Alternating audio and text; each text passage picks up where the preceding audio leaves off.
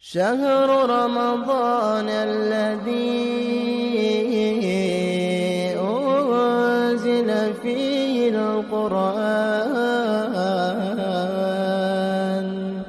هدى للناس وبينات من الهدى والفرقان